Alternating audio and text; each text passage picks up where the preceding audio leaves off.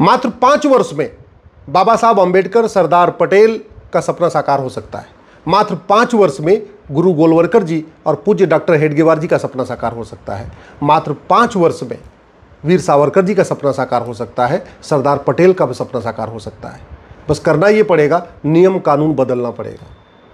काला धन, हवाला, भ्रष्टाचार खत्म हो जाए, कश्मीर में नेशनल कॉन्फ्रेंस भी खत्म हो जाएगी और पीडीपी भी खत्म हो जाएगी। अगर काला धन, हवाला, भ्रष्टाचार खत्म कर दें, पंजाब में अकाली दल भी खत्म हो जाएगा, कांग्रेस भी खत्म हो जाएगी, आम आदमी पार्टी भी खत्म हो जाएगी। अगर नियम कानून बदल दें, काला धन, हवाला, भ्रष्टाचार खत्म हो जाए, विदेशी फंडिंग खत्म हो जाए, तमिलनाडु में डीएमके भी खत्म हो जाएगी, एआईडीएमके भी खत्म हो जाएगी। काला धन, हवाला, भ्रष्टाचार खत्म हो जाए, विदेशी फंडिंग खत्म हो जाए, उत्तर प्रदेश में सपा और बसपा खत्म हो जाएगी, बिहार में आरजेडी खत्म हो जाएगी और झारखंड में झारखंड मुक्ति मोर्चा खत्म हो जाएगी। काला धन, हवाला, भ्रष्टाचार खत्म कर दें, मैं गारंटी के साथ कहता हूं, बंगाल में कांग्रेस भी खत्म हो जाएगी, तृणमूल कांग्रेस भी खत्म हो जाएगी। काला धन, हवाला, भ्रष्टाचार खत्म हो जाए, महाराष्ट्र में कांग्रेस भी खत्म हो जाएगी और एनसीपी भी खत्म हो जाएगी। भारत की 90% पॉलिटिकल पार्टियां खत्म हो जाएंगी अगर काला धन, हवाला, भ्रष्टाचार खत्म हो जाए, विदेशी फंडिंग खत्म हो जाए। और काला धन, हवाला, भ्रष्टाचार खत्म करने के लिए कोई रॉकेट साइंस आपको नहीं करना है। कोई ऐसा काम नहीं जो खत्म नहीं हो सकता। सिंगापुर में काला धन, हवाला, भ्रष्टाचार नहीं है, जापान में काला धन, हवाला, भ्रष्टाचार नहीं है, दुनिया के कई देशों में काला धन, हवाला, भ्रष्टाचार नहीं है। भारत में इसलिए चल रहा है, हमारे कानून घटिया है, न्यायिक व्यवस्था सड़ी हुई है, प्रशासनिक व्यवस्था गुलामी वाली है, ये इलेक्शन व्यवस्था, चुनाव व्यवस्था भी गुलामी वाली। इसका मतलब ये हुआ, अगर पूरे देश में, अगर कश्मीर से अब्दुल्ला की पार्टी खत्म हो गई, महबूबा की पार्टी खत्म हो गई, पंजाब में अकाली खत्म हो गए, कांग्रेस खत्म हो गई, आप खत्म हो गई, तमिलनाडु में डीएमके, एआईडीएमके खत्म हो गई, केरल में दोनों मोर्चे खत्म हो गए, उत्तर प्रदेश में सपा बसपा खत्म हो गई, बिहार में आरजेडी खत्म हो गई, झारखंड में झारखंड मुक्ति मोर्चा खत्म हो गई, बंगाल में टीएमसी खत्म हो गई, कर्नाटक में कांग्रेस जेडीएस खत्म हो गई, नॉर्थ ईस्ट में जितने भी अलगाववादी छोटी छोटी पार्टियां हैं, अगर ये खत्म हो जाए तो पूरे देश में राष्ट्रवादी सरकार होगी। और जब पूरे देश में राष्ट्रवादी सरकार होगी तो स्वाभाविक सी बात है, वीर सावरकर जी का भी सपना साकार होगा, गुरु गोलवलकर जी का सपना साकार होगा, बाबा साहब अंबेडकर जी का सपना साकार होगा, श्यामा प्रसाद जी दीनदयाल जी का सपना साकार होगा और पूज्य डॉक्टर हेडगेवार जी का सपना साकार करना होगा। तो यानी केवल नियम कानून बदल दें तो जो काम 25 साल के बाद होगा, 30 साल के बाद होगा, वो मात्र 5 वर्ष में हो सकता है। अब सवाल ये है, काला धन, हवाला, भ्रष्टाचार खत्म कैसे होगा? बहुत सीधा सा फंडा है, जितनी बड़ी नोट होती उतना ज़्यादा काला धन होता, उतना ज़्यादा हवाला होता, उतना ज़्यादा भ्रष्टाचार होता, उतना ज़्यादा अराजकता होती है। 100 रुपये से बड़े नोट की ज़रूरत ही नहीं भारत में, क्योंकि 80% लोग पर डे 100 रुपये से कम खर्च करते हैं। 100 रुपये से बड़ी नोट बंद कर दे, 25% काला धन, हवाला, भ्रष्टाचार तुरंत खत्म हो जाएगा। 5000 रुपये से महंगे सामान का कैश लेन देन बंद कर दे, 25% और काला धन, हवाला, भ्रष्टाचार खत्म हो जाएगा। यानी 50% केवल 2 काम करने से, 100 रुपये की बड़ी नोट बंद करने से, 5000 रुपये से महंगे सामान का कैश लेन देन बंद करने से 50% काला धन, हवाला, भ्रष्टाचार खत्म हो जाएगा। और क्या कर दे, आधार सबके पास ही है, 50,000 रुपये से महंगे लेन देन के ऊपर आधार अनिवार्य कर दे। यानी आप 50,000 रुपये से महंगा कुछ भी खरीदोगे, स्कूटी खरीदो, मोबाइल खरीदो, अंगूठी खरीदो, चेन खरीदो, कपड़ा खरीदो, फ्लाइट का टिकट खरीदो, कुछ भी खरीदो, 50,000 रुपये से हुआ तो सीधे सीधे आधार से लिंक होता चला जाएगा। यानी केंद्र सरकार को बैठे बैठे पता चल जाएगा कि कौन सा व्यक्ति साल भर में कितना कमाता है और कितना खर्च कर रहा है, क्योंकि सब कुछ लिंक होता चला जाएगा। और अभी जो बेनामी लेन देन होता है, लोग दूसरों के नाम पे खरीदते हैं, वो भी बंद हो जाएगा, क्योंकि दूसरा कोई व्यक्ति बोलेगा भैया हम अपना आधार नहीं देंगे, आप खरीद रहे हो अपने आधार से खरीदो। 50,000 रुपये से महंगी संपत्ति को आधार से लिंक करते ही 25% भ्रष्टाचार और खत्म हो जाएगा। यानी टोटल 75% काला धन, वाला भ्रष्टाचार खत्म हो जाएगा।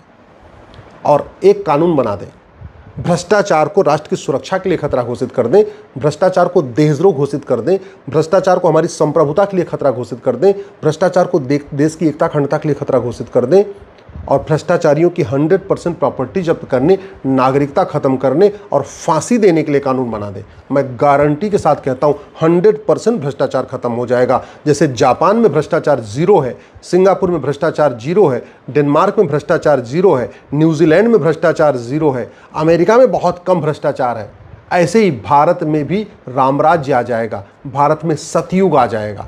और भ्रष्टाचार खत्म नहीं होगा तो जितने भी अराजकता फैली हुई है कम नहीं होगी। और काला धन वाला भ्रष्टाचार खत्म करने से केवल यही नहीं होगा कि जितनी भी भ्रष्ट पार्टियां खत्म होंगी और राष्ट्रवादी सरकार बनेगी।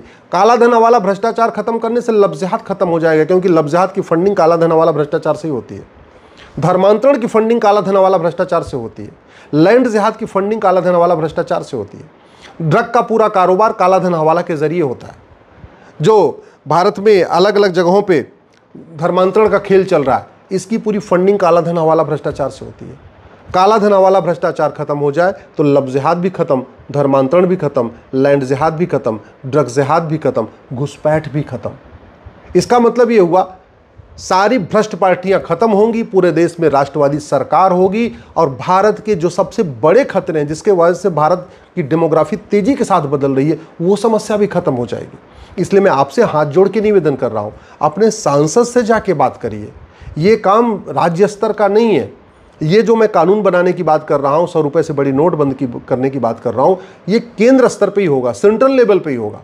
और ये सेंट्रल लेवल पे तब होगा जब सांसद और विधायक अपना स्वार्थ छोड़ के इसके बारे में खुल के बोलना शुरू करेंगे, मुखर होकर बोलना शुरू करेंगे। संसद में 0 आवर में बोलेंगे, क्वेश्चन आवर में बोलेंगे, पब्लिकली बोलेंगे, मीडिया के सामने बोलेंगे, जहाँ पे भी बातचीत करेंगे अपनी बात करके उसमें वीडियो रिलीज करेंगे, तभी हो सकता है।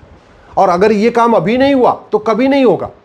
ये जो भ्रष्टाचार खत्म करने की बात मैं कर रहा हूं, जो तरीका बता रहा हूं, इसको मोदी जी के अलावा कोई नहीं कर पाएगा।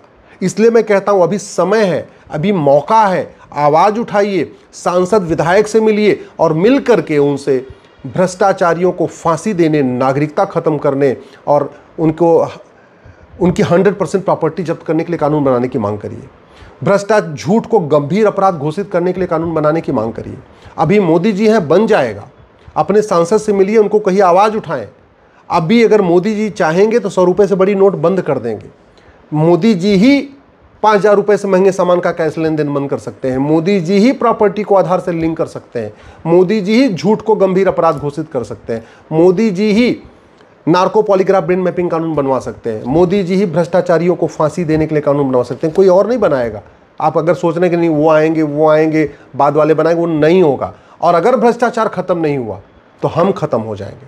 जैसे अफगानिस्तान में ख़त्म हो गए, जैसे पाकिस्तान में ख़त्म हो गए, जैसे बांग्लादेश में ख़त्म हो गए, जैसे लद्दाख में ख़त्म हो गए, जैसे लक्षद्वीप में ख़त्म हो गए, जैसे करगिल में ख़त्म हो गए, कश्मीर, मेघालय, मिजोरम में ख़त्म हो गए, मणिपुर, नागालैंड में ख़त्म हो गए, भारत के 9 राज्यों में ख़त्म हो गए, 800 जिलों में से 200 जिलों में ख़त्म हो गए, 6000 तहसीलों में से 1500 तहसीलों में ख़त्म हो गए। पूरे बॉर्डर की डेमोग्राफी बदल गई है।